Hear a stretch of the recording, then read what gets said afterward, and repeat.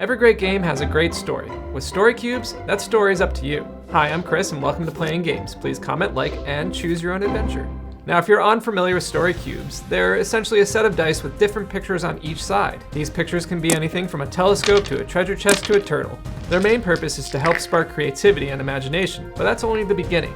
Let me give you 10 different ways you can use story cubes. So how do you use story cubes? Well, their uses are infinite, but the main way is this. Roll the dice and use the images that come up to inspire a story, your story. You can use as many or as few dice as you want, and the order in which the pictures come up doesn't matter. Again, that's just the beginning, and you could come up with endless ways to use these. But without further ado, here are my top 10 ways to use Rory's story cubes. Number 1, unblocking writer's block. Like a lot of writers, I use them when I have writer's block. If I don't know where or what my characters should be doing, I can just roll these looking for ways to break out of my creative impasse. Krampus needs a new way to catch naughty children. You can send a flock of ravens into an airplane and make the kid's parachute right into his sack. See how easy that is? Okay, that was a little basic. Here's number 2, short story writing. You can come up with a complete short story or outline a longer story. Roll all the dice and order them in a way that helps tell a complete story from start to finish. You can be literal or flexible about their meanings. I've done this to create bedtime stories and even outlines for future films. 2.1, you can use them for a beat sheet. Here's the call to the wild. Here's the inciting incident. And here's the climax. Number 3, group stories.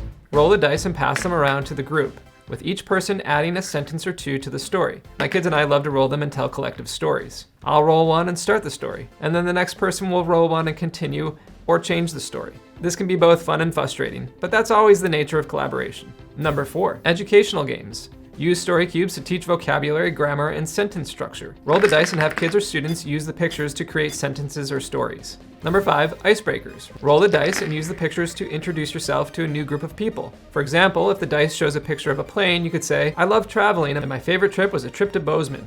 And just like that, people will know a lot about you. Number 6, learning a new language. Story cubes can be an amazing language learning tool. This is a tree. Questo è un albero. I like to climb trees. Mi piace arrampicare sugli alberi. Number 7, charades. Split up into 2 teams. First player rolls 3 dice in secret and must act out their meanings for their teammates to figure out. If they get it right in under 2 minutes, they get a point. Then the next team gets a turn, and so on. Number 8, battle games. Like rock, paper, scissors, you can play the dice against each other. You have to decide whether poison beats magical rainbow or not, but that's the fun of it. Flashlight beats puzzle.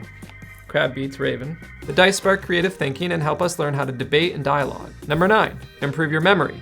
Here's something I do to improve my ever-flagging memory.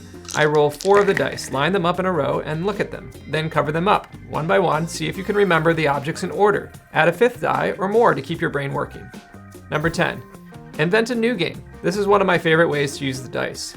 You can make a board game where the dice control the movement sending you forward or backwards.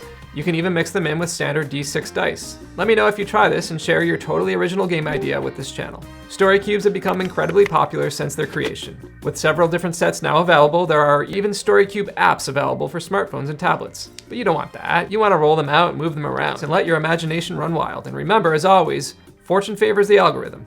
So don't forget to like, comment, and subscribe for more exciting content from Playing Games. You are great. See you next time on Playing Games.